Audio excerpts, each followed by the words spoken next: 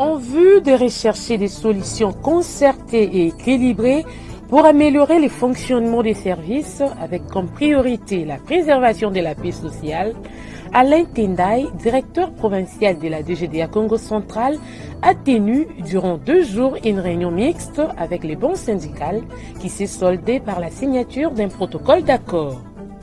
Lors de l'édition 2026 des Mining Indaba à Cape Town en Afrique du Sud, la RDC s'est engagée à passer d'un modèle centré sur l'exportation de matières brutes à un modèle axé sur la création de valeurs locales, le développement des chaînes de valeur des batteries, l'industrialisation des minéraux critiques et l'intégration des exploitations artisanales dans un cadre formel, structuré et durable. À la fin de ces numéros de fiscalité et développement, vous suivrez la rétrospective des activités de la Direction générale de recettes administratives, judiciaires, domaniales et des participations des GIRAD tout au long de l'année 2025. Les développements de ces titres et bien d'autres dans ces numéros de fiscalité et développement que vous présente Didi Mavambu Nombolo Pépé Frédéric.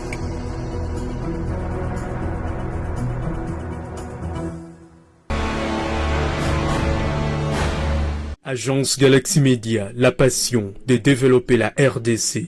C'est toujours un plaisir, Madame, Monsieur, de vous retrouver à travers votre magazine Fiscalité et Développement, un hebdomadaire d'information économico-financière et questions de développement en République démocratique du Congo. En vue de rechercher des solutions concertées et équilibrées pour améliorer le fonctionnement des services avec comme priorité la préservation de la paix sociale, Alain Tendai, directeur provincial de la DGDA Congo Central, a tenu durant 2 jours une réunion mixte avec les banques syndicales qui s'est soldée par la signature d'un protocole d'accord. C'est un reportage de nos confrères du Congo Central. Réunion des concertations entre la direction provinciale de la DGDA Congo Central, que dirige Alain Tendai Lupumba, et le bon syndical de cette régie financière, tenue à Matadi dans un climat de dialogue et de responsabilité. L'objectif est de rechercher des solutions concertées et équilibrées pour améliorer le fonctionnement des services dans l'intérêt de l'institution et du personnel, avec pour priorité la préservation de la paix sociale, un concept qui demeure au cœur de la vision managériale de la DGDA Congo Central. 2 jours durant, les partis ont examiné les différents desiderata et préoccupations exprimées par le personnel, représenté par Tambwe Mputu, président délégué syndical, en présence des secrétaires permanents provinciaux des CDT, CSC, UNTC et Solidarité. Une réunion sanctionnée par la signature d'un protocole d'accord entre l'employeur et les banques syndicales. Poto Tambwe parle de la quintessence de ces protocoles d'accord. La DGDA, la culture du dialogue social est permanent. Quand on dit dialogue social, c'est les échanges qu'il y a entre l'employeur et les partenaires sociaux. Vous savez, la délégation syndicale, c'est pratiquement la représentation des syndicats au sein de l'entreprise. Alors, les syndicats sont des partenaires sociaux de l'employeur. Pour sa part, le représentant de la CDT Congo Central, Gérard Nzouzi, au nom de ses pairs, s'est dit satisfait de l'issue de cette discussion. Nous sommes satisfaits parce que, au moins, la majeure partie des problèmes que nous avons posés et dont la direction provinciale par l'unité provinciale a été compétente, qui répond à ses capacités, à ses compétences, nous avons eu des réponses au moins satisfaisantes. Les autres problèmes ont été promis pour être ramenés au niveau de la direction générale, qui pouvaient nous revenir en temps opportun pour des questions, des réponses appropriées. Rappelons que c'est au nom du DG de la DGDA, Bernard Kabessé, que le directeur provincial Alain Tendai Lupumba a clos cette rencontre mixte. Au nom de la direction générale du Donner Axis, qui est conduite par le DG, M. Bernard Kabessé,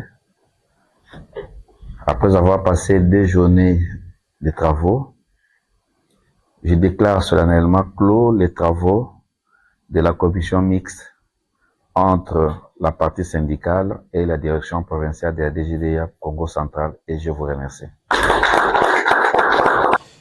Du 9 au 12 février 2026, la planète minière s'est donné rendez-vous une fois de plus à Cape Town, en Afrique du Sud, pour l'édition 2026 du Mining Indaba. Plus de 10 000 décideurs, investisseurs et responsables publics y ont débattu sur l'avenir des ressources minérales africaines dans un monde où la transition énergétique redessine les rapports de force.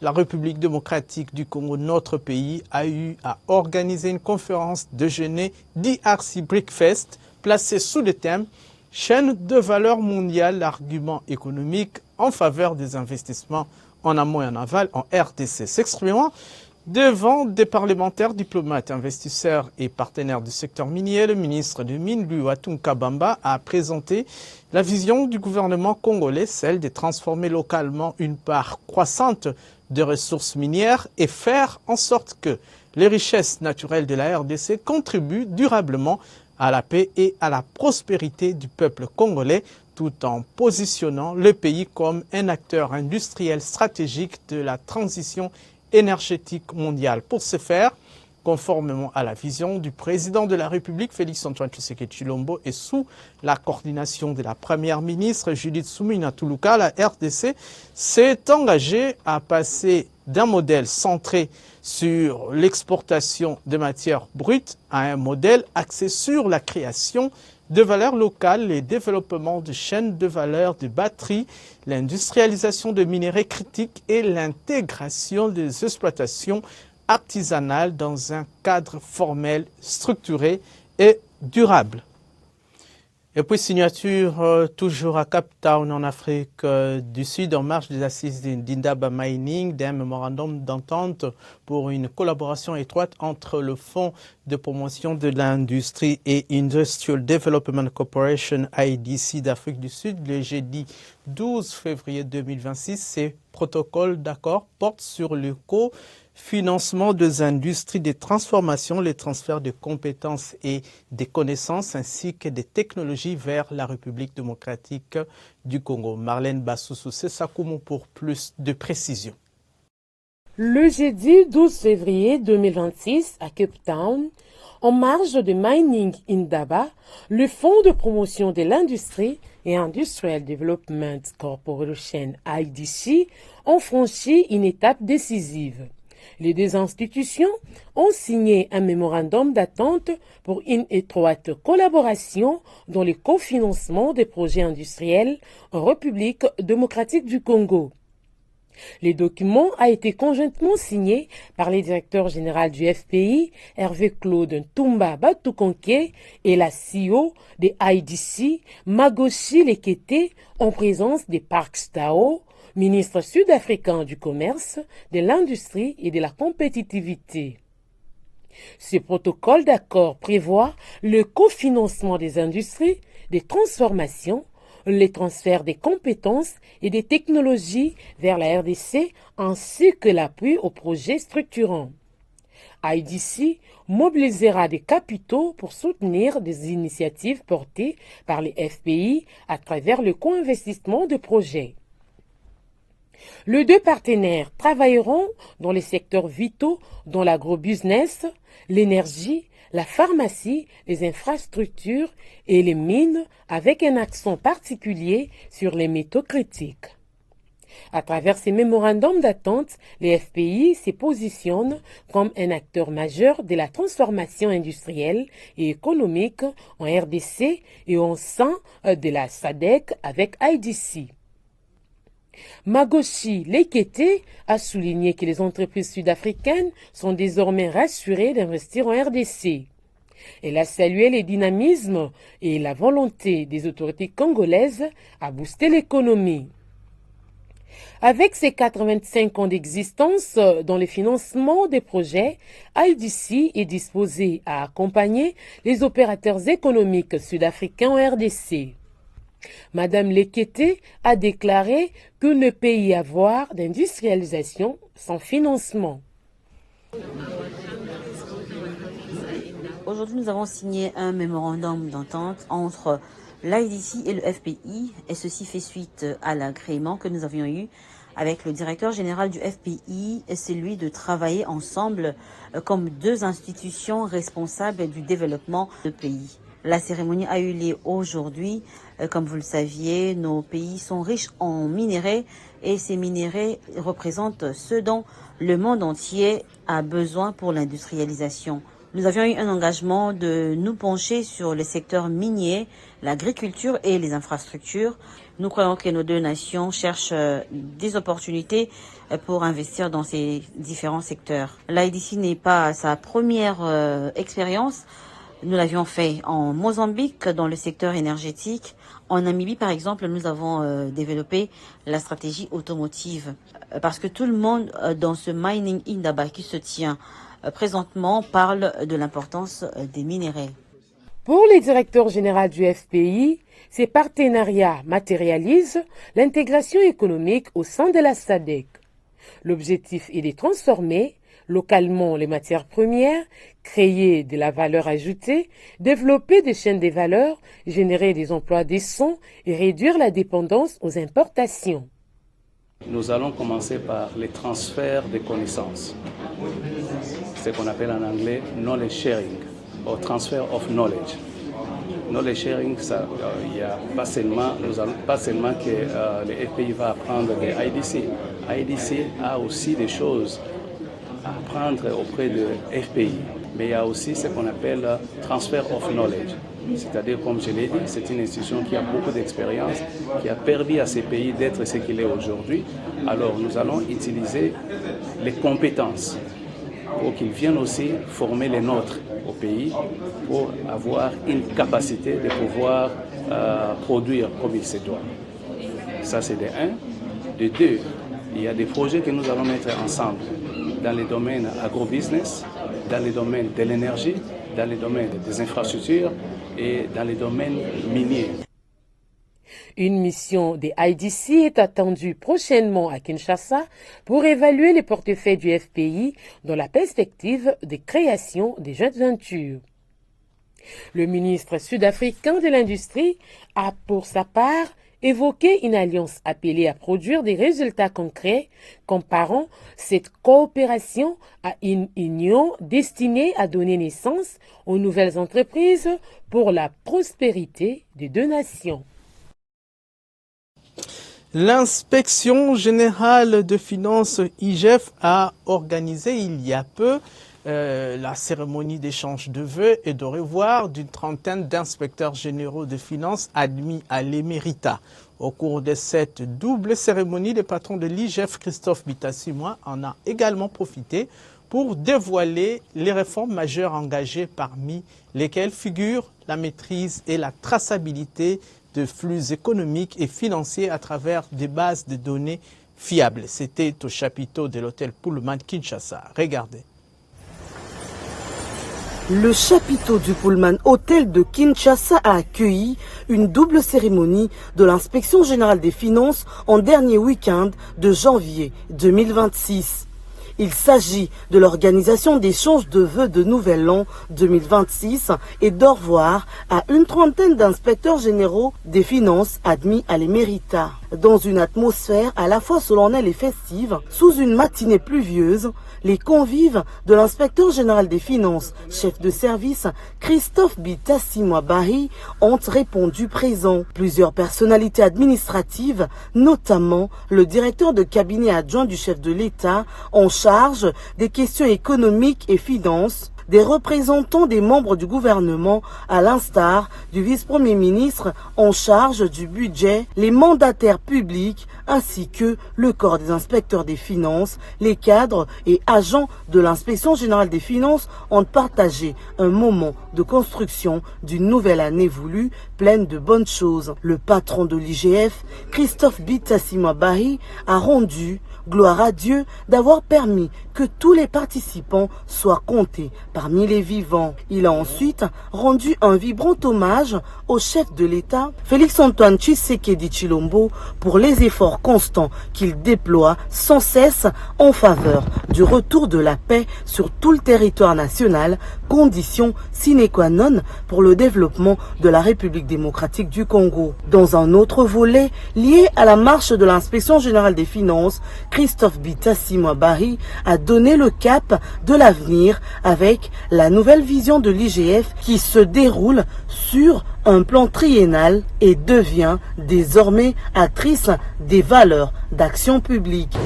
Qui va définir les axes, les programmes et les actions à mener tout au long de ces 3 années. Je pense que d'ici la fin de la semaine, nous aurons la validation finale au plan technique. Une fois validé au niveau politique et administratif, va être mise en œuvre. Sa mise en œuvre va nous permettre de quitter et d'émigrer d'une culture d'action vers une culture de performance. L'échange de vœux pour l'an 2026 a connu un moment chargé d'émotions. Il s'agit des hommages rendus aux inspecteurs généraux des finances admis récemment à l'éméritat par ordonnance présidentielle. Sur les marchés de change, le taux officiel de la Banque centrale du Congo vendredi 13 février 2026 a affiché un dollar américain à 2255,81 francs congolais, 1 euro à 2676,23 francs congolais, 1 franc CFA à 4,16 francs congolais et 1 yuan, la monnaie chinoise, à 333,10 francs congolais. Au samedi 14 février 2026, au parallèle cette fois-ci, du taux a varié entre 2250 et 2300 francs congolais les billets verts dans la majorité des communes de Kinshasa. À l'aéroport international d'Njil, la devise américaine s'est changée à 2100 francs congolais, 2300 francs congolais dans plusieurs supermarchés de Kinshasa, 2275 francs congolais sur l'avenue Lukusa, chemin double dans la commune de la Gombe. Auprès des opérateurs de télécommunications, les dollars américains reviennent à 2266 francs congolais. 2200 francs congolais les dollars américains à Goma dans le Nord Kivu, pareil pour la ville de Kikwit dans la province du Kwilu et à Mbandaka dans la province de l'Équateur. La monnaie du pays de l'oncle Sam s'est négociée également à 2200 francs congolais à Bwende dans la Chouapa et à Lissala dans la Mongala. Même taux observé pour la devise américaine à Lubumbashi dans le Haut-Katanga et à Kolwezi dans la province du Lualaba. Enfin, les pics du taux de change à l'intérieur du pays parmi les provinces contactées a été observé ce week-end à Kananga dans la province du Kasaï central où un dollar américain s'est négocié à 2250 francs congolais. Les nouvelles de cours de principales matières premières sur le marché international.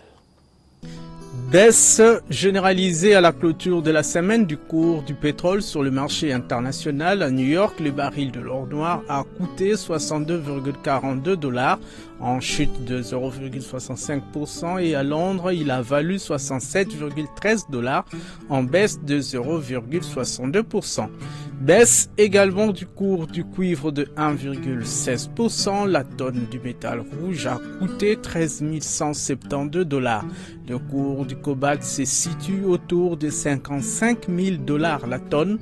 L'once d'or s'est négociée à 4 969,65 $, en hausse de 0,96%.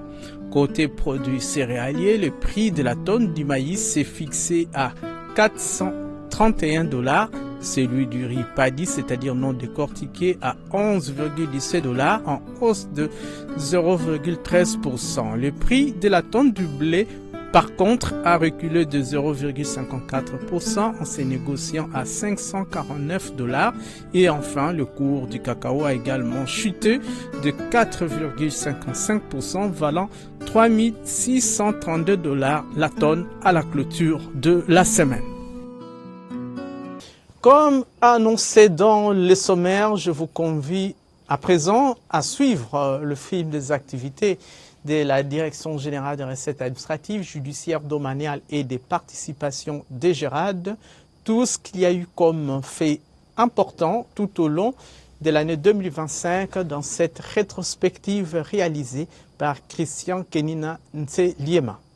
Mobilisation des recettes non fiscales, renforcement des capacités intellectuelles de cadres et agents, sensibilisation du personnel à plus d'ardeur au travail et des opérateurs économiques au civisme fiscal, mission d'itinérance dans le Haut-Katanga et le Lualaba pour appeler les cadres et agents à une mobilisation plus accrue des recettes non fiscales en vue de donner à l'État les moyens de sa politique et de faire face à la guerre d'agression rwandaise. Voilà donc quelques activités et tant d'autres organisées à la Direction générale des recettes administratives, judiciaires, domaniales et des participations de Gérard tout au long de l'année 2025. De manière chronologique, tout commence le mardi 18 février 2025. Le directeur général des recettes administratives, judiciaires, domaniales et des participations de Gérard, Étienne Uchudi Lutula, accompagné de ses deux adjoints, Jean Kamwena et Christine Epolouke, procède à la visite d'inspection des installations de la direction urbaine de la DGRAD Kinshasa-Est-Duquet dans la commune de Limete. Objectif, se rendre compte des conditions dans lesquelles travaille son personnel en vue d'apporter des améliorations substantielles. Le constat fait à l'issue de cette inspection laisse un goût amer au patron de cette régie financière. Ces mobilisateurs de recettes travaillent dans de très mauvaises conditions. Comme vous le savez, c'est presque le même constat que nous avions fait l'année passée à la direction générale avant l'incendie. Les cadres et agents de la DGRAD travaillent dans des conditions déplorables. Une visite qui se poursuit à la 3e rue Limete résidentielle où la DGRAD a acquis une nouvelle parcelle qui abritera dans les prochains 6 mois le nouveau bureau de la Duquet.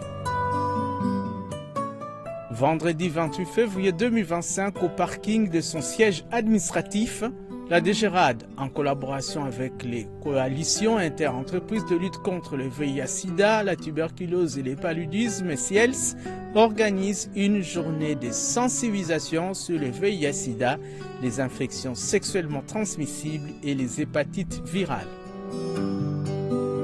Réforme stratégique pour une mobilisation optimale des recettes non fiscales en 2025, c'est le thème au centre de la conférence des directeurs de la DGRAD.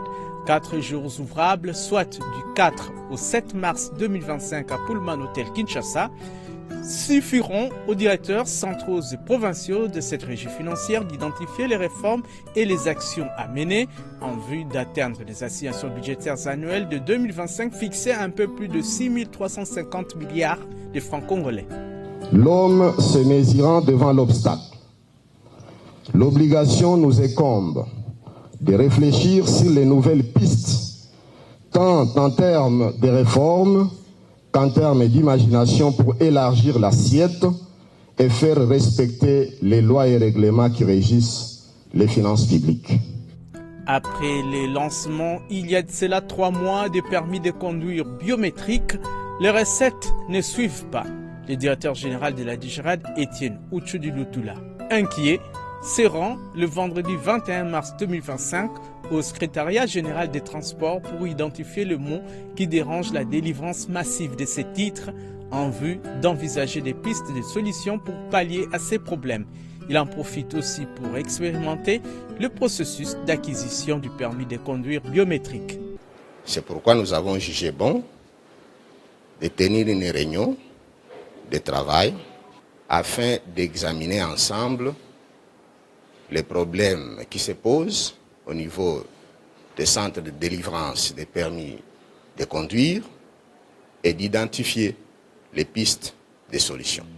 Du 25 mars au 4 avril 2025, les patrons de la DGRAD effectuent une mission d'itinérance dans le Haut-Katanga et le Lualaba. Le mobile de son déplacement consiste d'abord à faire passer le message du gouvernement central, celui de Congolais Téléma, appelant ainsi les cadres et agents des directions provinciales de la DGRAD au Katanga, au Lomami et du Lualaba à plus de mobilisation des recettes non fiscales afin de permettre à l'État d'avoir les moyens de faire face à la guerre d'agression rwandaise. Étienne Uchudi Lutula profite aussi de ses séjours de travail dans le Grand Katanga pour vulgariser auprès des opérateurs économiques au Katanga et Lualabé les nouvelles mesures des recettes non fiscales contenues dans la loi de finances 2025. À Kolwezi, capitale mondiale du cobalt, et à Fungurume, le directeur général de la cadette des régies financières visite quelques entreprises minières et discute en même temps avec les différents responsables de ces sociétés d'exploitation minière sur certains dossiers clés qui les opposent à la DGRAD. Et nous avons profité effectivement de cette visite pour passer en revue quelques dossiers contentieux qui opposent la DGRAD à la SICOMIN, et nous avons constaté que les responsables de la SICOMIN ont prêté une oreille attentive par rapport à ces dossiers dont nous avons parlé. Le 1er mai de chaque année, c'est la célébration de la Journée internationale du travail, occasion pour les cadres et agents de la Direction générale de recettes administratives, judiciaires, domaniales et des participations DGRAD d'échanger avec la haute direction représentée par la directrice des ressources humaines, Émilie Chilumba, sur les différentes procédures relatives aux conditions de travail et au fonctionnement de la régie financière. Dans le cadre de l'exécution du planning des missions de contrôle de recettes encadrées par la DGRAD, la haute direction de cette régie financière organise du 6 au 9 mai 2025 à Sacré-Cœur de la Gombe la première session de formation de mise à niveau des cadres et agents contrôleurs de la direction de contrôle et recoupement de la DGRAD. Le but étant de renforcer en capacité ces personnels afin qu'ils soient outillés de connaissances techniques devant lui permettre de mieux effectuer les missions de contrôle qui seront déployées dans les tout prochains jours. À l'issue de cette formation, les contrôleurs ici présents, nous examinerons les résultats attendus. Quels sont ces résultats que nous attendons? Les résultats que nous attendons, c'est celui de la mobilisation des recettes. Jeudi 22 mai 2025, à la paroisse Sacré-Cœur de la Gombe, les experts de la DGRAD ainsi que ceux de services d'assiette et des ministères se retrouvent pour échanger sur la situation des recettes non fiscales au premier trimestre 2025 et peaufiner de nouvelles stratégies en vue d'atteindre des assignations budgétaires annuelles fixées à un peu plus de 6 350 milliards de francs congolais. Les niveaux de recettes qu'on nous a signés, qu'on a signé à la DGRAD en fait, pour l'année 2025, sont de l'ordre de 6 350 milliards. Nous ne pouvons pas le faire atteindre seuls. Comme on est toujours en collaboration avec le service d'assiette dans la réalisation de ces recettes, périodiquement, nous nous mettons ensemble pour voir qu'est-ce qui a marché, qu'est-ce qui n'a pas marché. Dans le souci de pouvoir constituer un corps d'élite d'inspecteurs, la haute direction de la DGRAD organise le samedi 24 mai 2025 à l'hôtel Campo dans la commune de Barumbu un test à l'interne devant sélectionner les cadres éligibles à la formation d'inspecteurs au sein de la régie financière. Le directeur général et son adjoint sont venus motiver ces cadres de la DGRAD et clarifier l'objet de cette démarche. Avec cette formation, désormais, ne deviendra inspecteur pas celui qui veut, mais celui qui le mérite. Et pour mériter cette qualification ou cette qualité, il faudrait être préalablement formé. Du 26 au 31 mai 2025, au Centre d'excellence de l'École nationale des finances, ENEF, abrite l'organisation par la haute direction de la DGRAD d'une session de formation à l'endroit des cadres et agents de cette régie financière aux fins de renforcer leurs capacités intellectuelles en matière d'ordonnancement de recettes non fiscales pour une maximisation plus accrue des ressources. Cette formation a consisté notamment à déterminer, à doter les ordonnateurs de la DGRAD des outils capables de leur permettre de faire le travail d'ordonnancement de qualité. Dans le souci d'élargir son assiette fiscale et à parer à l'inactivité de deux grandes sociétés minières Autrefois pourvoyeuse du gros des recettes, la direction provinciale de la DGRAD Kasaï Oriental organise le mardi 3 juin 2025 à Mbuji-Mayi une matinée fiscale. Au menu, vulgariser la loi de finances 2025 et informer en particulier le membre de corporation des opérateurs économiques sur l'activation des actes générateurs des recettes non fiscales relatifs au déboisement. Pour ce qui est de l'actuelle loi des finances en vedette, 12 secteurs ont été concernés au complément et à la modification de certaines dispositions. Mais la séance de ce jour s'intéressera juste sur les deux, à savoir le fonds forestier national avec comme acte les déboisements et l'environnement avec comme acte la redevance sur la superficie concédée. Mercredi 18 juin 2025, cérémonie de remise au personnel de la DGRAD d'une vingtaine de véhicules de fonction pimpant neufs acquis sur fonds propres par la haute direction de cette régie financière par l'entremise de son directeur général Etienne Uchudi Lutula. L'objectif étant la facilitation de la mobilité des cadres et agents lors des recouvrements au profit de la mobilisation plus accrue des recettes non fiscales de l'État. Ça se passe à la direction urbaine de la DGRAD Kinshasa-Ouest Duco, dans la commune de la Gombe.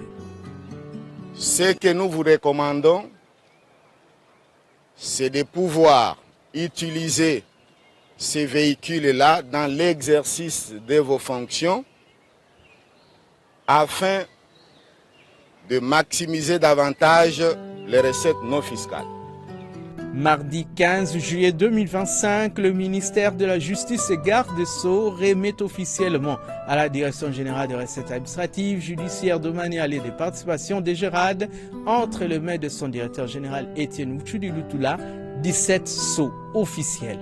Ce que vous devez savoir est que les sceaux officiels sont d'une importance capitale parce que c'est à travers ces sceaux-là que nous identifions les actes authentiques posés par les autorités de la DGRAD.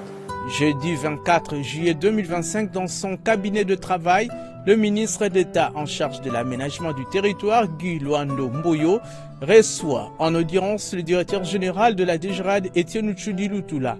Ce dernier est venu saluer la réforme historique de l'aménagement du territoire et promet l'engagement de sa régie financière à soutenir l'application de la loi, notamment à travers la sécurisation du domaine public, la valorisation du patrimoine de l'État et la mobilisation accrue de ressources.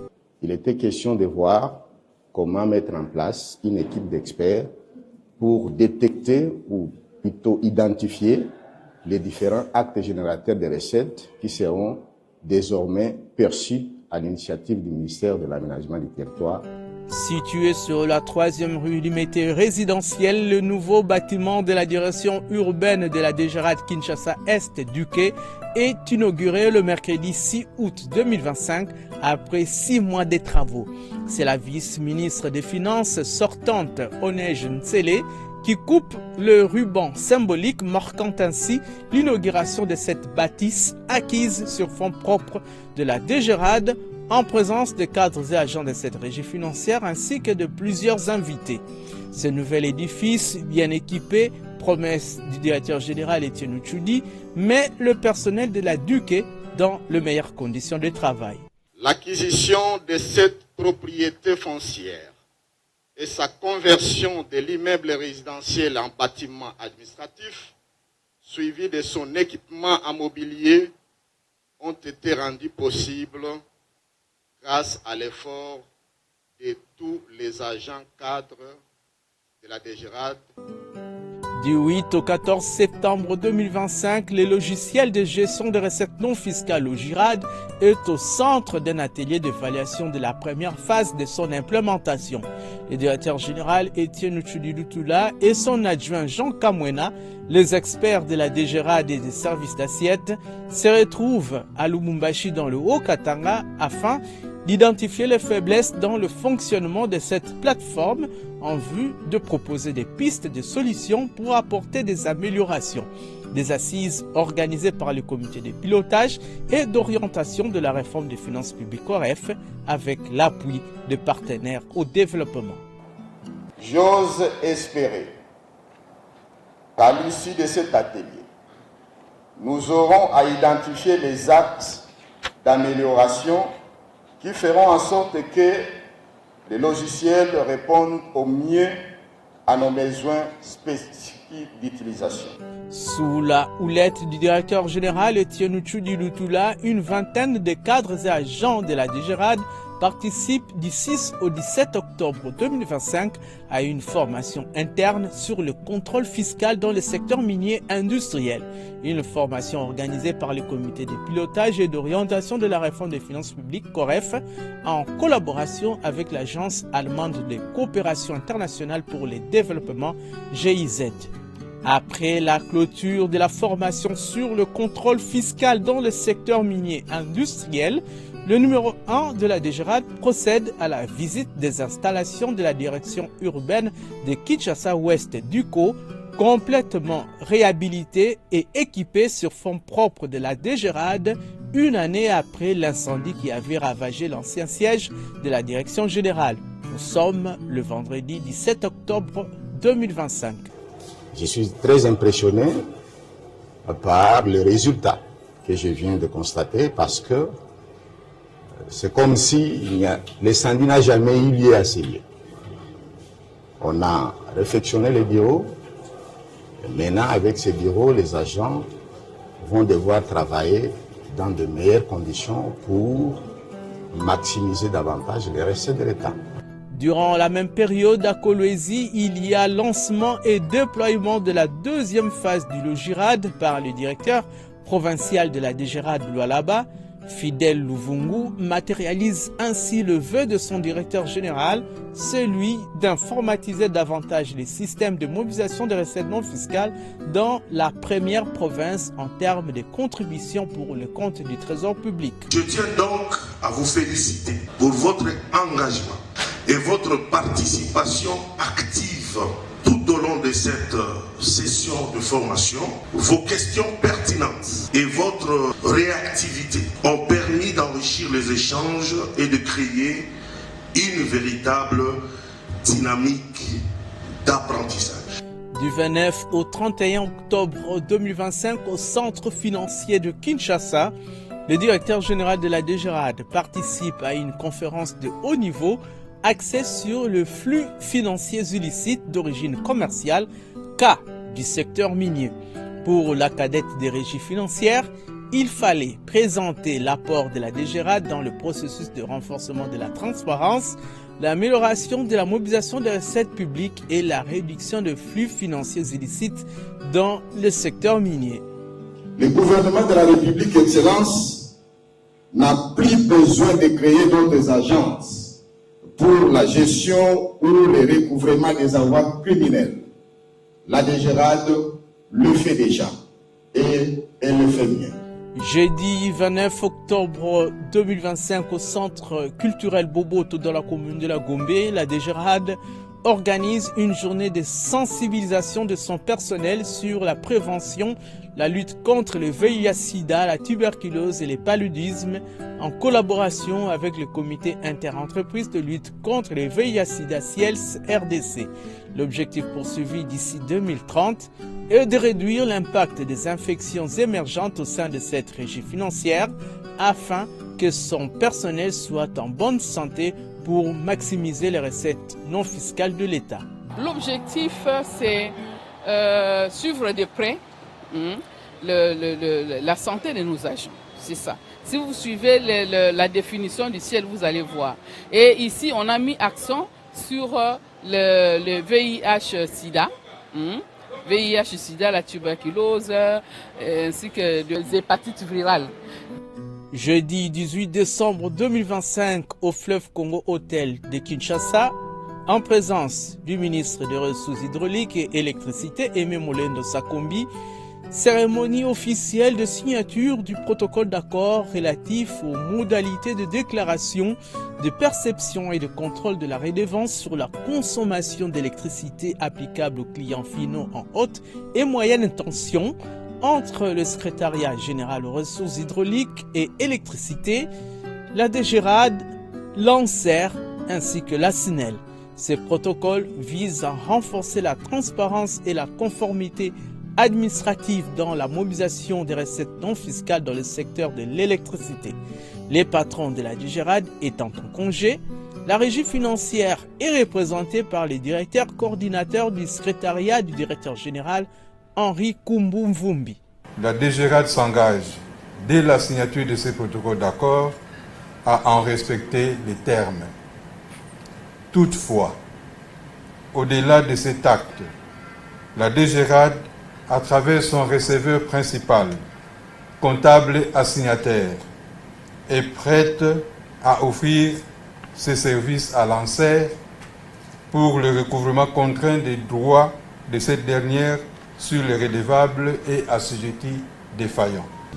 L'année 2025 a été très laborieuse pour l'ensemble du personnel de la Direction générale des recettes administratives, judiciaires, domaniales et des participations des DGRAD qui s'est battu nuit et jour pour mobiliser les recettes non fiscales en vue de donner à l'État les moyens de sa politique. Et c'est là, sous le leadership exemplaire de l'actuelle équipe dirigeante, chapeautée par le directeur général Étienne Lutula, en compagnie de ses deux adjoints Jean Kamwena en charge des questions techniques et réformes et Christine Epolouke chargée de l'administration et finances. Cette équipe n'a ménagé aucun effort pour mettre ses cadres et agents dans les meilleures conditions de travail et renforcer leurs capacités professionnelles dans l'objectif de répondre aux attentes du gouvernement de la République dans un contexte de crise sécuritaire dans la partie est de la RDC. Régie financière d'avenir, la DGRAD se positionne désormais sous le leadership éclairé d'Étienne Lutula comme une source intarissable des recettes non fiscales au bénéfice du trésor public.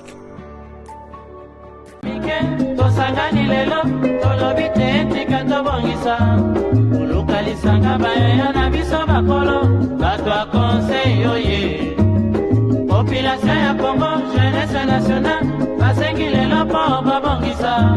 Babongisa Congo ezali nguya ya population, bakonzi bayokana matoi.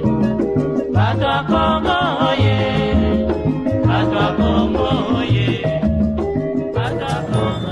Oh mais c'est quoi ça? Sens interdit, défaut de documents de bord, contravention, allez, permis de conduire, carte rose. Oh, $100, sinon avec la DGRAD au bureau, tu vas payer très cher. Quel très cher? Alors, hein? Et on a petit non. Bakangi ngati ve.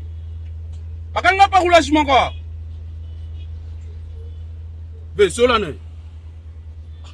Mais personne n'était ve. Ah.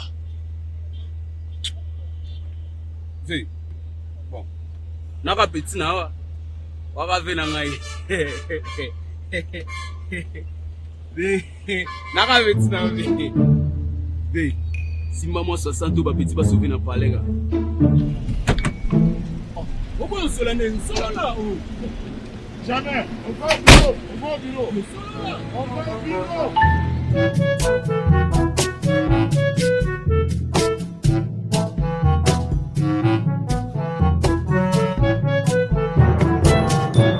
Mon commissaire, comme d'habitude. Mon oncle, je suis ton petit frère. Hein? Petit frère. Hey! Un policier ne touche pas à l'argent de l'État. Tu vas me créer des problèmes. Mon commissaire, c'est 60. C'est $60, mon commissaire. Mon commissaire, montre-moi alors le taux de l'État. Pour quelle infraction? Circulation à gauche, $20 à $50. Défaut de documents de bord, $20 à $35 à payer à la banque après le retrait de la note de perception auprès de l'agent de la DGRAD et après être entendu sur PV. Merci, mon commissaire. Mon commissaire, Et le rapport du commandant, commissaire, Donc toi, tout ce qu'on nous raconte à la parade, tu somnoles ou tu captes le message? Hein? Mon commissaire, j'ai souffert pour avoir ce contrevenant.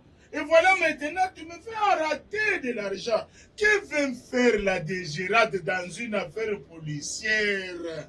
Ngalouf. Worok, mon commissaire. Ngalouf. La police est un service d'assiette de l'État. C'est-à-dire tout ce que nous collectons comme amende transactionnelle à la PCR, police territoriale, police judiciaire, ce sont des recettes non fiscales. Ça doit entrer dans la caisse de l'État pour contribuer au budget de notre pays. C'est une façon d'appuyer la vision du chef de l'État. Ce qui va permettre de construire des routes, de payer nos soldes, d'acheter nos équipements, contribuer à la gratuité de l'enseignement et autres. C'est comme ça maintenant, mon commissaire. Je suis agent de l'État et mes postes sont de l'État. Le service habilité à ordonnancer, c'est la DGRAD. Mon commissaire, quand nous on interceptait les infractions sous le soleil, est-ce que DGRAD était là? Messieurs, en cas de violation de code de la route, il ne faut jamais payer auprès des policiers. C'est la corruption et c'est une infraction. Le policier doit établir un avis de contravention. Avec ça, il vous achemine devant l'OPJ que je suis pour être entendu sur PV.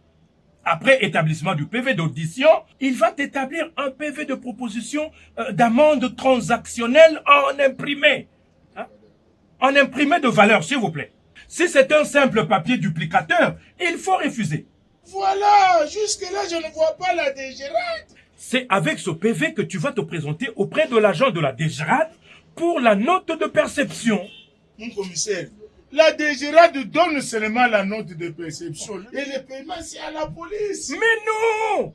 Avec la note de perception, le contrevenant va payer à la banque. Tout ça après constatation, liquidation et ordonnancement. Mon commissaire, si je comprends bien, les infractions c'est nous et le recouvrement c'est la DGRAD. Oui, c'est lui le receveur de l'État. Donc il faut encore aller à la banque. Mais là ça devient compliqué. Oui. Et d'ailleurs bientôt il y aura les ATM à proximité pour faciliter le paiement. Et pour vous les agents qualifiés, le service de la police n'est pas mort. Bientôt il y aura une mission de contrôle. Mon OPJ, et comment récupérer les véhicules? Après le paiement à la banque, tu amènes la preuve de paiement. Si on refuse de libérer ton véhicule, eh bien, tu appelles au numéro 114. C'est l'inspection générale. Mon commissaire, prenons seulement pour une dernière fois. Jamais.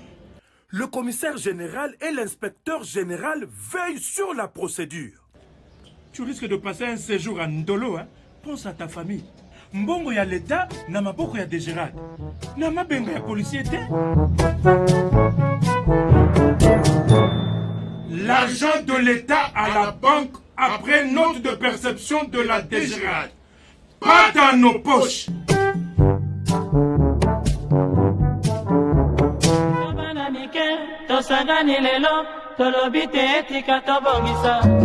Tolukalisanga bayaya na biso bakolo bato a conseil oye population ya Congo jeunesse nationale basengi lelo po babongisa. Ce numéro du magazine Fiscalité et Développement produit par la rédaction de l'agence Galaxy Media AGM est ainsi terminé. Merci de l'avoir suivi ici et partout ailleurs. Très très bonne suite de programmes sur votre chaîne.